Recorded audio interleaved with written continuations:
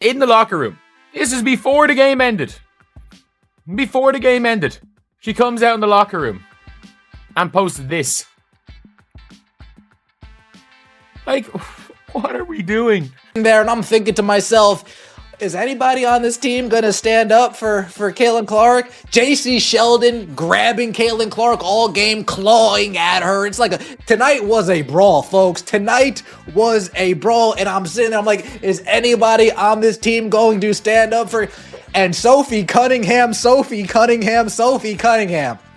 What happens when Sophie Cunningham turns into a one-woman wrecking crew and goes after Caitlin Clark like it's her WNBA mission? Total chaos. The game falls apart, the Sun locker room is a mess, and Sophie is bringing the heat like it's on sale. This drama is wild. When Sophie snapped, she didn't just respond. She went full superhero mode on her own team. Get ready, because this one's hotter than Angel Reese's twist. Let's start with the play that set off the entire night. So as you guys can see here, J.C. Sheldon is guarding Caitlin Clark. She swipes her in the eyeball. Caitlin Clark nudges her off because J.C. stays in her face. And then Tina Charles runs over and is kind of wagging her finger in Caitlin Clark's face. And then Marina Mabrey comes out of nowhere and chucks her to the floor. Now let's watch this in slow motion. Here, J.C. Sheldon is guarding Caitlin, swipes her in the face. There's one. Going for the ball, swipes her in the eyeball. Caitlin's gonna have to start wearing goggles. And then Caitlin pushes her off of her, like, why are you still in my face? Marina Mabrey, bat out of hell, chucks Caitlin Clark. The moment Sophie Cunningham stepped on the court, the whole WNBA should have taken out insurance. She didn't come to play basketball, she came to handle business. And by business, we mean protecting Caitlin Clark from every cheap shot and sneak attack like she was guarding royalty in the middle of a... To WNBA Fight Night, or as some people are saying, WNBA Raw. What a game that was. We had it all. We had basketball, we had fighting, we had blonde on blonde crime. Oh, such an epic. Oh, goodness. But at the end of the day, it resulted in an Indiana Fever W. 88-71, taking care of business. Forget teammates, Sophie's moving like a Secret Service agent who moonlights as a wrecking crew. Try to elbow Caitlin? Boom. Sophie's there in a flash like a WWE tag-in, ready to wreck your shoe deal and your smile in one move. Bump Clark after the whistle? Congrats, you just triggered the full fury of a sharpshooting enforcer who doesn't care about your feelings. Well, let's start here. This is, of course, Sophie and Sheldon going down the floor.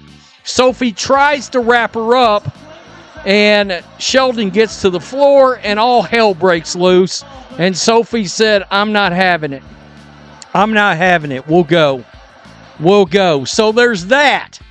That, of course, was all a byproduct of this right here, folks. And I mean, when I tell you social media is setting the WNBA on fire right now, not in a good way, that's the understatement. She's not asking questions, she's handing out verdicts. The court turns into her courtroom, and the sentence is always the same: maximum pressure. This isn't just protection, it's domination by proxy. Sophie's perfected the shoulder check, the soul-snatching stare, and that try-me body language that makes even the toughest vets hesitate before stepping near the perimeter. Of course, Marina Mabrey is going to get ejected because that was unwarranted. She literally came out of nowhere and chucked Caitlin Clark. There should be a flagrant one, of course, on J.C. Sheldon because she swiped her and hit her in the eyeball. Whether it is intentional or not, you can still have a flagrant a flagrant foul called on you, whether you are trying to intentionally hurt somebody or not. But this is what they called, you guys. This is what they called. Caitlin Clark, Marina Mabrey, Tina Charles were assessed with technical fouls on Tuesday. Caitlin, Marina, and Tina Charles. Technical fouls. That's it. Technical fouls. That's it. and JC Sheldon was assessed with a flagrant 1 foul, and no players were ejected. She doesn't wait for drama. She senses it like she's been reading the opponent's group chat all week. The second there's even a hint of tension, Sophie's already on the move. Full Sophie Cunningham mode isn't about post-game hugs or friendly warm-ups. She's not out here tapping it up, she's locked in on one mission: touch Caitlin Clark. And you're asking for trouble. Sophie's the WNBA's walking alarm system, always set to high alert. While others are doing mindfulness exercises and team bonding, Sophie's scanning for threats like she's running silent background checks with her eyes. One wrong move toward Clark. Better have a medic nearby. The league isn't used to this kind of fierce, no-compromise loyalty mixed with nuclear-level intensity. Sophie doesn't float into games with a calm playlist and a quote about gratitude. She stomps in like she's daring anyone to give her a reason to go off. Her presence alone makes sideline reporters nervous and teammates quietly grateful she's on their side. This isn't energy you can teach, it's instinct. Sophie's brought back that old-school enforcer vibe, mixed it with a new level of badass, and made one thing crystal clear: if you bring disrespect, she's bringing consequences. I feel good, and Sophie Cunningham put me out on a high note, folks. I didn't even say, Ben, calm down, regroup. I didn't even say that. Let's get straight to the play. Everybody, the plays everybody is talking about. First off, Marina Mabrey body checking Caitlin Clark to the ground. JC Sheldon all over her. Riding her. Pokes Caitlin Clark in the eye. Oh, man. Caitlin Clark needs to start wearing goggles, folks. Caitlin Clark's going to need to start wearing goggles. Bumps up on Caitlin Clark. Caitlin Clark says, "Get your hands off me." And then here comes Marina Mabrey. Boom! Exploding Caitlin Clark like a safety coming downhill in the NFL. There was no flop there. The WNBA hasn't seen this kind of unapologetic, ride-or-die energy in years.